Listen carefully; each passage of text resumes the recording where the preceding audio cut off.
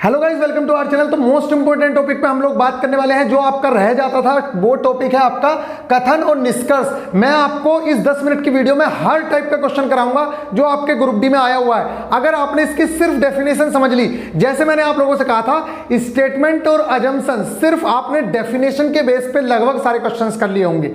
बाकी in depth चीजें बाद में करेंगे जो भी होगा, लेकिन मैं आप लोगों को गारंटी देता हूं 90 से 95% क्वेश्चंस आप बना लोगे। बस हमारी सोच की कमी होती है, कहीं ना कहीं हम गलत सोच लेते हैं या हम उस तरह से नहीं सोच पाते जिस तरह से एग्जामिनर ने वो चीज दी है। अदरवाइज हमारे सारे क्वेश्चंस ठीक हो जाएं। देखो अभी यहां पे देखना किस तरह की चीजें होंगी। सबसे पहले मैं आप लोगों को बता दूं, निष्कर्ष निकालते समय अपना दिमाग बिल्कुल यूज मत करो। आप सिर्फ और सिर्फ जो बात कथन में कही है उसी के बेस पे सोचो और उसी के बेस पे आंसर दो। जैसे पूर्व धारणा क्या थी, वो अजम्पशन थी। आपको वहां सोचने का मौका मिल रहा था कि आप सोच के बताओ कि किसी आदमी ने कोई बात बोली होगी तो क्यों बोली होगी, वो थी अजम्पशन। लेकिन यहां पे आपको सोचने का मौका नहीं है, यहां बात बोल दी गई है, आपसे पूछ रहा है इस बात का निष्कर्ष क्या निकला, इसने जो ये बात बोली है इसका कंक्लूजन क्या है, रिजल्ट क्या निकला है, वो आपको बताना है। तो 3 तरीके के क्वेश्चंस यहां पे आपसे पूछे जाते हैं। चलिए सबसे पहले हम डेफिनेशन देखते हैं, जो समझना सबसे ज्यादा इंपॉर्टेंट है। अगर आपने ये चीज समझ ली तो इसके बाद आप लोग बड़ी ही आसानी से सारे क्वेश्चंस कर लोगे और आपको सारे क्वेश्चंस करने की जरूरत नहीं है, सिर्फ डेफिनेशन समझ लो, बाकी चीजें हो जाएंगी। देखिए हम कंक्लूजन बोलता है, आपको एक कथन देगा फिर निष्कर्ष देगा। आपको बताने होंगे निष्कर्ष के बारे में कि भाई वो निष्कर्ष सही है, पहला निष्कर्ष सही है, दूसरा गलत है। दूसरा टाइप आएगा कि इनमें से कौन से निष्कर्ष तर्क संगत है। वहां पे आप अपना दिमाग थोड़ा सा यूज करोगे, क्योंकि वहां पे पूछ रहा है कि कौन सा आंसर लॉजिकल लग रहा है, तो अपना दिमाग यूज करके आप थोड़ा सा बताओगे कि कौन सा लॉजिकल है कौन सा नहीं है। लेकिन कथन के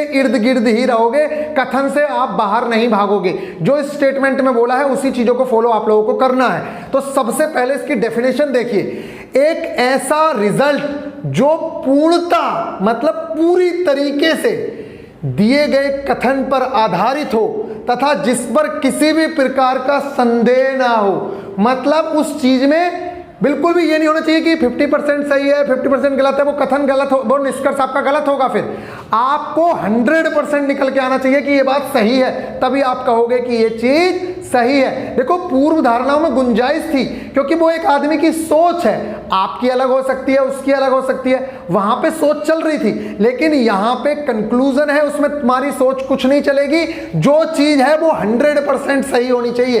एक ऐसा रिजल्ट या परिणाम जो पूर्णता दिए गए कथन पर आधारित हो तथा जिस पर किसी भी प्रकार का संदेह ना हो, निष्कर्ष कहलाता है। ये तो है इसकी डेफिनेशन। इसके आगे नेक्स्ट क्वेश्चन देखो, मतलब इसके और पार्ट देखो।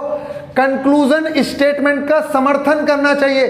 पता चला कंक्लूजन क्या है। मान लीजिए कंक्लूजन में तो किसी गवर्नमेंट की स्कीम का समर्थन कर रहा है, आप रियल में सोच रहे हो उस चीज को, तो आप गलत करके आ जाओगे उस चीज को। मैं एग्जांपल दूंगा अभी यहां पे, आप उन चीजों को क्या करके आ जाओगे फिर गलत। आपको अपना दिमाग यूज नहीं करना है, जो कथन कहे उसी की सपोर्ट करो। अगर वो गलत चल रहा है तो आप गलत चलो, वो सही चल रहा है तो आप सही चलो, इतना ध्यान रखना है। देखिए यहां उसका पोज मत करना, क्योंकि कथन बोल दिया आपको उसी से रिजल्ट निकालने हैं। नेक्स्ट, कथन वाली बात निष्कर्ष में दोहरानी नहीं चाहिए। अगर कथन में जो बात बोली है वही चीज नीचे कंक्लूजन में भी बोल दे, तब आपका वो कथन सही नहीं, क्योंकि उसमें क्या निकला, आपने उसमें कुछ निकाला थोड़ी, वो तो जो बात उसने बोली। अब मान ले मैंने कहा राजा दशरथ के 4 पुत्र हैं, तो अगर घुमा के यही बात बोलेगा तब तो ठीक है। अगर मैं बोल दूं राजा दशरथ के 4 पुत्र हैं तो वो चीज गलत हो जाएगी। रिपीट अगर हो गया कंक्लूजन में तब आप उस चीज को गलत मानेंगे। नेक्स्ट, कंक्लूजन में संदेह नहीं होना चाहिए बिल्कुल भी कि ये चीज सही भी हो सकती है गलत भी हो सकती है। ये चीज नहीं होनी चाहिए, तब तक वो चीज सही नहीं मानी जाएगी जब तक वो 100% सही ना हो। ऑप्शंस के बेस पे चीजें सही कर सकते हो। देखिए अब कैसे, यहां कथन है पहला, राजू एक्स का पुत्र है। ठीक है, बहुत अच्छी बात है, देख लेना। अब आप क्या करोगे, राजू एक्स का इकलौता पुत्र है। देखो ऐसी तो कोई बात हुई नहीं है कि इकलौता है या दुकलौता है या चुकलौता है, ऐसी कोई बात तो बोली नहीं उसने। तो ये कथन तो चलो ठीक है गलत हो गया, मान लिया गलत हो गया, क्योंकि इकलौता और इकलौता की हमारे कथन में बात नहीं हुई। नेक्स्ट, एक्स राजू का पिता है। अब बताओ ये सही होगा क्या। अब मैक्सिमम लड़के 100% में बोल रहा हूं इस चीज को, 90% बच्चे कहेंगे हाँ ऊपर वाला भले ही गलत है लेकिन ये कथन तो सही ही होगा, क्योंकि राजू एक्स का पुत्र है। लेकिन कभी आपने सोचा कि ये एक्स माता भी तो हो सकती है? आपने सोचा? देखो क्वेश्चन गलत होने के चांसेस कहां होते हैं, क्वेश्चन यहीं पे गलत होगा आपका। आप जो 90% क्वेश्चन गलत कर रहे हो, 70% या 10% जो भी, वो यहां गलत कर रहे हो। ये है आप लोगों का पॉइंट। यहां आपने ध्यान से नहीं सोचा, दिया सब कुछ था लेकिन आपके दिमाग में एकदम से आ गया राजू एक्स का पुत्र है। आपने एक्स को सपोज कर लिया अपनी तरफ से आदमी उसने बोला क्या कहें भाई, एक्स माता भी तो हो सकती है ना, इसलिए ये कथन भी गलत हो गया। ये है आपकी सोच का लेवल। इस लेवल को ही आपको बढ़ाना है। जब भी आप इसके क्वेश्चन करोगे तो थोड़ा सा सोचोगे कि क्या यार ऐसा भी हो सकता है। देख लो अब यहां राजू एक्स की इकलौती संतान है। देखो इकलौती पिकलौती की तो बात हो ही नहीं रही है। अगर आपके कथन से बाहर भागेगी चीज तो वो तो गलत है ही। तो यहां भी इकलौता, ये तो गलत है, यहां भी इकलौता, ये भी गलत है। एक बार को आपके दिमाग में ये वाली चीज आ रही थी कि एक्स राजू का पिता है, तो भाई ये तो ठीक है। जब राजू एक्स का पुत्र है तो एक्स उसका पिता होगा। ये आप सही कर रहे थे लेकिन ये गलत है। क्यों? मैंने आप लोगों को बता दिया है, माता भी हो सकती है। ठीक है, अब भाई अगर एक्स माता है तब क्या ये कथन नहीं होगा? तब भी तो यही कथन होगा, राजू एक्स का पुत्र है। एक्स यहां अगर माता है तब भी तो वही चीज होगी। इसलिए ये तीनों कथन गलत है। इसका आंसर आएगा नोटा। ठीक है, none of the above answer हो गया। नेक्स्ट देखिए, एक और देखिए, अभी आपको समझ में आ जाएगा। परीक्षा उत्तीर्ण करने वाले छात्रों ने कहा परीक्षा प्रश्न वास्तव में कठिन एवं लंबा था। भाई जो बच्चे पेपर देने गए उन्होंने ये कहा कि वास्तव में कठिन और लंबा आया था पेपर, जो हम पेपर दे के आए हैं। तो इससे कंक्लूजन क्या निकला? छात्र ये बात क्यों कह रहे होंगे? छात्र यही तो कह रहे होंगे छात्रों को परिणामों में कम अंक आने की उम्मीद है। भाई सभी छात्र ये वाली बात कह रहे हैं। परीक्षा उत्तीर्ण करने वाले छात्रों ने कहा है, जो उत्तीर्ण हुए हैं उन्होंने भी ये वाली बात कही है कि परीक्षा प्रश्न वास्तव में कठिन और लंबे थे। अब प्रश्न कठिन भी हैं, लंबे भी हैं, तो निश्चित तौर से जितने उनके मार्क्स आने चाहिए थे उससे कम ही मार्क्स आएंगे। अब तो ये हो गई हमारा पहला वाला कथन सही। छात्रों को परिणामों में कम अंक आने की उम्मीद है, ये बात तो ठीक हो गई। उनको लग रहा होगा तभी वो ये बात बोल रहे हैं, अदरवाइज बोलते नहीं। नेक्स्ट, प्रश्न पत्र में वैसे तो रिजल्ट निकल चुका है, उत्तीर्ण हो चुके हैं, तब भी वो बात बोल रहे हैं, मतलब उनके कमाने की उम्मीद है। जो भी है, यहां देखिए आप, प्रश्न पत्र में बहुत से पाठ्यक्रम से बाहर के प्रश्न थे। क्या ऐसी कोई बात मेरे कथन ने बोली है? बताओ, मेरा स्टेटमेंट कहीं ये बोल रहा है कि सिलेबस से बाहर के पेपर आए थे? भाई कथन किसने दिया? स्टेटमेंट भी स्टूडेंट्स का ही है, और स्टूडेंट ने कहीं ऐसा तो नहीं बोला। स्टूडेंट ने ये तो कहा कि परीक्षा प्रश्न वास्तव में कठिन और लंबा था, ये तो उन्होंने बोल दिया, लेकिन उन्होंने ये नहीं बोला कहीं भी कि पेपर सिलेबस से बाहर का आया था। यही बात अगर वो यहां बोलते थे कि परीक्षा के जो प्रश्न थे वो सिलेबस से बाहर आए थे, इसलिए परीक्षा का प्रश्न कठिन और लंबे लगे या लंबे माने गए, तब आप इस चीज को कह देते कि ये भी चीज सही थी। अभी फिलहाल आप लोगों का एक ही आंसर सही होगा। नेक्स्ट सुनो, कथन है तीसरा, राजू रिंकू से बड़ा। ये वाला बाद में करते हैं, अभी यहां पहले देखिए, सिंपल क्वेश्चंस करते हैं। पहला टाइप ये हो गया, तीसरा टाइप है, इसकी बाद में बात करेंगे। टाइप 1 आपका हो गया, टाइप 2 देखेंगे। टाइप 2 है आप लोगों का कथन का तर्कसंगत होना, कि क्या वो कथन का जो निष्कर्ष निकला है वो लॉजिकल है या नहीं है। तो देखिए क्या है, रामू ने सामू को कहा कि क्या तुम्हें नो पार्किंग का बोर्ड नहीं दिखता है, गाड़ी यहां मत खड़ी करे। भाई रामू जो है सामू से कह रहा है कि तुम्हें नो पार्किंग का बोर्ड नहीं दिख रहा, गाड़ी यहां खड़ी मत करो। अब देखिए यहां क्या हुआ, रामू को नो पार्किंग का मतलब पता है। भाई रामू जब सामू से कह रहा है कि क्या तुम्हें नो पार्किंग का मतलब नहीं पता, इसका मतलब रामू को पता है ना। तो इस कथन में से ही हमने निष्कर्ष निकाला है। तो ये वाली चीज क्या है, ये वाली चीज सही हो गई। नेक्स्ट, रामू सड़क नियमों का पालन नहीं करता है। भाई अब आप ये मत कहना कि इसमें तो कहीं कहा नहीं।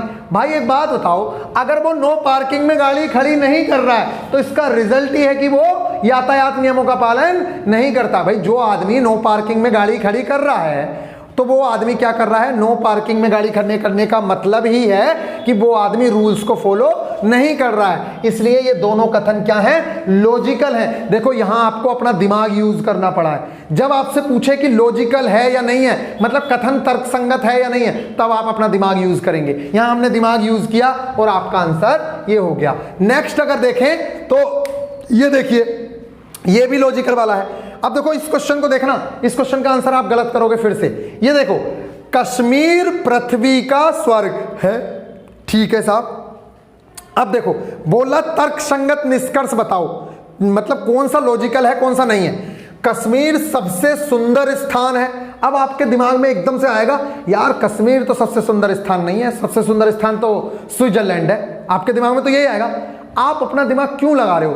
कथन में बोला है पृथ्वी का सबसे सुंदर स्थान कश्मीर है, ये बोला है कश्मीर पृथ्वी का स्वर्ग है। जब जो चीज स्वर्ग है तो वो सुंदर तो है ही, तो ये जो बात बोली है कश्मीर पृथ्वी का, अगर यहां भारत का बोलता तब आप ये वाला कथन गलत करते, लेकिन अभी ये वाली चीज लॉजिकल है क्योंकि उसने कहा है कश्मीर पृथ्वी का स्वर्ग है, इसलिए कश्मीर सबसे सुंदर स्थान भी होगा। नेक्स्ट बात, कश्मीर के लोग सबसे अच्छे लोग हैं, ये बात तो कही नहीं। लोगों के बारे में कहाँ बात की? उसने कहा स्वर्ग है, मतलब जो कश्मीर है वो स्वर्ग है, तो कश्मीर से कहीं ऐसा तो पता नहीं चलता कि कश्मीर के सारे लोग अच्छे होंगे। और यहाँ बोल रहा है कश्मीर के लोग सबसे अच्छे लोग हैं, क्या ऐसी कोई बात हुई है? नहीं हुई है ना। आपने दिमाग लगाना है अपना।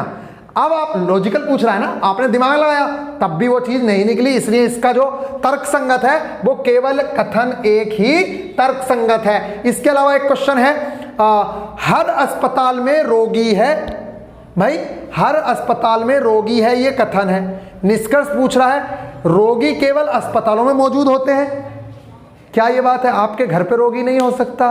बताओ, आपके घर पे रोगी नहीं हो सकता? ये बताओ रोगी केवल, देखो मैंने कहा ना एक्सट्रीम लेवल पे अगर चीज आ गई, एक्सट्रीम लेवल पे बात हो रही है, एक्सट्रीम मतलब वो अपने आप को सुपीरियर दिखाने की कोशिश करेगा कि केवल मैं ही इस काम को कर सकता हूं, ये चीजें गलत होंगी। लेकिन संभावना वाली चीजें बहुत सही होंगी। अभी देखना, अभी दूसरा क्वेश्चन कराऊंगा, संभावना वाली चीजें अच्छी होंगी। तो आपको कथन में हमेशा ये क्योंकि वो क्या है 100% सही चीज है। अब कोई कह रहा है कि केवल मैं ही बलवान हूं, तो वो 100% तो सही नहीं हो सकता ना। केवल मैं ही ये कर सकता हूं, वो 100% सही होने के चांसेस नहीं है। इसलिए याद रखना है आपको, जो चीजें एक्सट्रीम लेवल पे बोली जाएंगी वो 99% गलत हो सकती हैं, उनके गलत होने के चांसेस होंगे। इस चीज को याद रखना, क्योंकि कंक्लूजन 100% सत्य होता है और 100% सत्य वो वाली चीज नहीं हो सकती जो एक्सट्रीम लेवल पे बोली गई है। समझ आ रही है ना? जैसे मैं कहने लग जाऊं कि मुरादाबाद से दिल्ली जाने के लिए एकमात्र साधन ट्रेन है, तो ये क्या है? अब मान लो कथन में अगर ये वाली बात बोली है तब तो आप निष्कर्ष निकाल लो, लेकिन अगर कथन में नहीं बोली है तब आप नहीं बोल सकते, क्योंकि ये एक्सट्रीम लेवल की बात हो रही है। समझ आ रही है? ये हो गया। अब एक इंपॉर्टेंट चीज ये है, सरकार के खिलाफ नहीं जाना है। अगर कथन आपका सरकार के खिलाफ है तब आप खिलाफ चलो, अगर वो सरकार के पक्ष में है तब आप सरकार के पक्ष में चलो। निष्कर्ष आपको वैसे ही निकालना है जो आपका कंक्लूजन कहेगा, लेकिन मैक्सिमम जो कथन आएंगे वो सरकार के सपोर्ट में आएंगे, इसलिए आपको सारी चीजें सरकार के सपोर्ट में ही करनी है। ये याद रखना, सरकार ने अगर कोई स्कीम बनाई है तो वो आपके लिए फायदेमंद होगी, ये आपको दिमाग में रखना है। ये अपना दिमाग मत लगाना हुआ कि मोदी जी ने गलत कर दिया, कांग्रेस ने गलत कर दिया ना। कोई भी स्कीम आई है वो जनता की भलाई के लिए लाई गई होगी, आपको निष्कर्ष भी इसी हिसाब से निकालना है। अगर जनधन खाते खुले हैं तो आपको यही याद रखना है कि भैया हाँ मोदी जी ने या सरकार ने आपके भले के लिए वो काम किया है, तभी वो चीजें सही कर पाओगे, नहीं तो गलत कर दोगे। ये क्वेश्चन मैं बार बार बता रहा हूं, देखो यहीं पे गलतियां होती हैं, इन चीजों से सीख लो। यहाँ पे मैक्सिमम लड़के यही करने वाले थे। बताना जरूर मुझे कि क्या आप यहाँ ये करते या नहीं करते, ये आप सही करते। एक्स राजू का पिता है, ये इस चीज को सही करके आते। ये हो गए। अब नेक्स्ट चीज में एक क्वेश्चन और रह गया है, ये नया टाइप है ये वाला। देखो एक इस टाइप के भी क्वेश्चन पूछ लेता है आपसे, राजू रिंकू। देखो अगर बहुत बड़ा सवाल दिखे आपको तब इस क्वेश्चन को पहले स्किप कर देना, सेकंड राउंड में आके करना। अगर इजी है, देखो 2 लाइनों का क्वेश्चन है तो आप कर लोगे। ये तो बहुत इजी क्वेश्चन आते हैं, ग्रुप डी में इजी ही आएंगे, ये टेंशन मत लो। राजू रिंकू से बड़ा है, भाई राजू और रिंकू के बारे में कंपेयर कर दिया, ठीक है। नीचे कंपेयर कर दिया तनु सुषमा से बड़ी है। देखो अब 2 लोगों में इन्हें कंपेयर तो कर दिया, अब रिलेशन पूछ रहा है 4 लोगों का। भाई मैंने ये कह दिया कि मैं और मेरा भाई, मेरा भाई मुझसे बड़ा है, फिर उसके बाद मैंने कह दिया मेरी जो 2 बहनें हैं उनका मैंने अपने से रिलेशन नहीं बनाया, उन दोनों में ही बता दिया, और बाद में मैं कह रहा हूं बताओ हम सब में बड़ा कौन है। अरे हम कैसे बता सकते हैं? तुमने उन दोनों का रिलेशन बताया, हम दोनों का रिलेशन बताया, हम चारों को तो मिलाओ तभी तो हम चारों का रिलेशन बता पाएंगे, अदरवाइज हम कैसे मिला पाएंगे? तो यहां पे उसने मिक्स ही नहीं किया, तो हम कैसे आंसर बता सकते हैं? देखो उसने कहा राजू रिंकू से बड़ा है, तनु सुषमा से बड़ी है। अब राजू चलो मैं हूं, रिंकू मेरा भाई है, वो मुझसे बड़ा है, ठीक है। तनु मेरी छोटी बहन है, सुषमा मेरी बड़ी बहन है, तो ठीक है, तो तनु सुषमा से बड़ी है। अब मुझ में मेरे साथ इन दोनों बहनों का किसी का रिलेशन बताते तभी तो मैं इन तीनों में रिलेशन बनाता।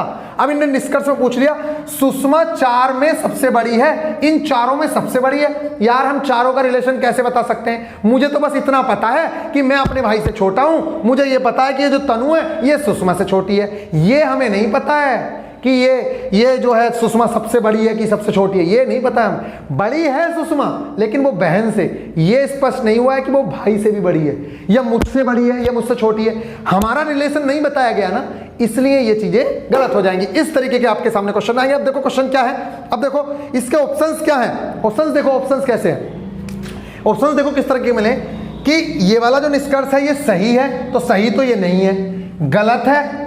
अब गलत है मैं कैसे कह दूं गलत है? अब देखो ऑप्शंस, अगर आपसे पूछता गलत है सिर्फ ऑप्शन में तब तो आप गलत कर देते, लेकिन अब ऑप्शंस भी देखो। अब देखो ऑप्शंस क्या है, उसने कहा सही है, हमने कहा हाँ सही तो नहीं है, गलत है भाई, ठीक है गलत है।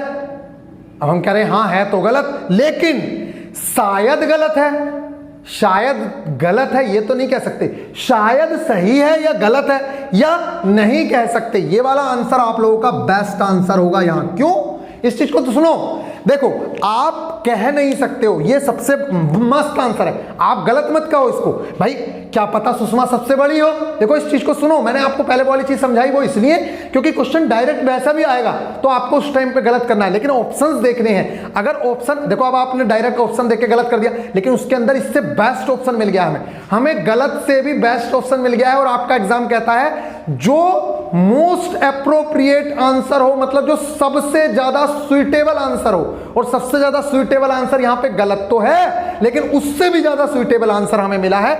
हम कह नहीं सकते कि सुषमा बड़ी है या छोटी है, गलत करने से ज्यादा अच्छा ऑप्शन हमें मिल गया है कि हम कह नहीं सकते। ये ग्रुप डी का ही क्वेश्चन है, याद रखना। तो आपका आंसर होगा सुषमा 4 में सबसे बड़ी है। हम कहेंगे हम ये वाली बात कह नहीं सकते क्योंकि हमारे पास डेटा नहीं है। ऐसे क्वेश्चंस आपको आएंगे, आपको डेटा देगा, आपसे पूछेगा कि क्या ये डेटा इसके लिए सफिशिएंट है, वो वाला डेटा सफिशिएंसी में, तब ये डेटा सफिशिएंसी का ही क्वेश्चन है एक तरीके से। आपसे पूछेगा क्या ये डेटा सफिशिएंट है, आप कहोगे, क्वेश्चन का अगर आंसर निकल गया कहोगे हाँ सफिशिएंट है, पहला वाला कथन ही। अगर दोनों को मिला के निकला तब आप कहोगे कि हाँ सफिशिएंट है। देखो इसी को बनाता हूं मैं, इसी को बना देता हूं। मैं कहूं नीचे कि राजू रिंकू से छोटा है, देखो घुमा दी बात मैंने, राजू रिंकू से छोटा है, तब मैं कहूंगा कि सही है। अब वो ऑप्शन कैसे देगा, क्या कथन एक से ही आप आंसर निकाल पा रहे हो या दोनों की जरूरत पड़ रही है, समझ रहे हो? तब हम कहेंगे कि हम ये वाला आंसर कथन एक से ही निकाल पा रहे हैं, समझ आ रही है? और इसी तरीके से अगर तीसरा कथन देके हम चारों का रिलेशन पूछे तब हम कहेंगे कि हम चारों में, अब देखो मान लो इसके नीचे अगर कथन नहीं देगा तो ये दोनों कथन पर्याप्त नहीं है हमारा आंसर देने के लिए। तीसरा कथन इसमें जब जुड़ेगा, जो हम मुझे और लड़कियों को, जो लड़कियां हैं मतलब मेरे भाई को या मुझे उन लड़कियों से जोड़ेगा, वो कथन मिलने के बाद, मतलब जब ये तीनों कथन मिलेंगे तब सही आंसर आएगा। इस तरीके से आप लोगों को क्वेश्चंस करने हैं। फिर भी कोई डाउट रहता है प्लीज आप लोग बताइएगा। आई होप कि आप लोगों को ये चीज समझ आई होगी। चलिए मिलेंगे नेक्स्ट वीडियो में, ख्याल रखिएगा। एक क्वेश्चन और करवा देते हैं, एक क्वेश्चन और रह गया, एक क्वेश्चन और। ऐसा क्वेश्चन आ सकता है, देखिए कथन है, देखिए सुनिए 3 कथन है, देखो अब इससे देखो आंसर निकलेगा, यही वाला है सीधा। मछलियां पानी में रहती हैं, पहली बात मछलियां पानी में रहने वाली हो गई। बाघ जमीन पे रहता है, समझ आ गई भैया। टाइगर मान लो, जो मान कर रहा है अपना मान लो, एक टाइगर है वो जमीन पे रह रहा है, मछलियां पानी में रह रही हैं। उभयचर जल और भूमि दोनों में रह रहे हैं, ठीक है साहब, देख लो तीनों चीज आ गई। उभयचर जल और थल दोनों जगह रह रहे हैं, मतलब जमीन पे भी रहते हैं वो, पानी में भी रहते हैं। मछलियां केवल पानी में और बाघ केवल जमीन पे, ये हमारे कथन में बोला है। अगर वो उल्टा बोलता तब भी हमें वही चीज माननी थी, ये याद रखना। अब वो निष्कर्ष निकल पा रहा है, मछलियां, उभयचर और बाघ एक ही कुल से संबंधित है। ऐसा तो नहीं है। मछलियां और उभयचर और बाघ क्या एक ही कुल से संबंधित है? अगर एक ही कुल से संबंधित होते तो उनके गुण नहीं मिलते, मतलब ये एक ही जगह रह रहे होते, फिर ऐसा नहीं है। लेकिन अगला कथन देखो, अगला कथन बोल रहा है उभयचर और बाघ दोनों जमीन पर रह सकते हैं। बिल्कुल रह सकते हैं। उभयचर के अंदर इंक्लूडेड है कि वो पानी में भी रह सकता है, उसके नाम में ही उभयचर, वो पानी में भी रह सकता है, जमीन पे भी रह सकता है, और बाघ तो जमीन पे रहता ही है। तो दूसरा जो कथन है वो सही हो गया, उभयचर और बाघ दोनों जमीन पर रह सकते हैं। समझ आ गई? इस तरीके के आप लोगों को क्वेश्चंस करने हैं। तो आई होप कि आप लोगों को ये चीजें समझ आ गई हैं। तो इसका आंसर होगा केवल सेकंड कथन ही उपयुक्त है या तर्क संगत है। पर जो पहला वाला कथन है, पहला वाला कथन तो गलत है, क्योंकि उसमें तो ये बोल रहा है वो कि तीनों के तीनों की एक ही प्रजाति है ना जी ना, ऐसा तो है नहीं। सेकंड में ये उसे बोला उसने कि उभयचर और बाघ दोनों जमीन पर रह सकते हैं, तब सही है। अगर ये कथन ये भी बोलता ना उभयचर और मछली दोनों पानी में रह सकते हैं, तब भी वो सही होता। चलिए मिलेंगे नेक्स्ट वीडियो में, ख्याल रखिएगा, टेक केयर। आई होप कि आप लोगों को ये लेक्चर समझ आया होगा। अगर नहीं समझ आया है तो टेंशन ना लो, कल का एनालिसिस देखो और उसके बाद जिस तरीके से चीजें आती हैं, मैं गारंटी देता हूं आप लोगों को इतना बेस्ट कंटेंट आप लोगों को प्रोवाइड कराया जाएगा। 17 के बाद आप लोग देखेंगे आपने जो 100-200 रुपए खर्च किया है ना, उसका कई गुना आप लोगों को लौटाएंगे। अगर कुछ लड़के चाहते हैं कि भैया सिर्फ 17 अगस्त के बाद से जो टेस्ट सीरीज आप डालोगे उसी एग्जाम के बेस पे, वो वाली चीजें भी हम आप लोगों को प्रोवाइड करवा देंगे। चलिए मिलेंगे नेक्स्ट वीडियो में, ख्याल रखिएगा। न्यूमेरिकल की वीडियोस जरूर से देख लीजिएगा। केमिस्ट्री के न्यूमेरिकल की वीडियोस भी आपके, वो वीडियो कह रहा हूं, केमिस्ट्री के न्यूमेरिकल की जो टेस्ट है वो भी आपके पास आने वाला है। Take care.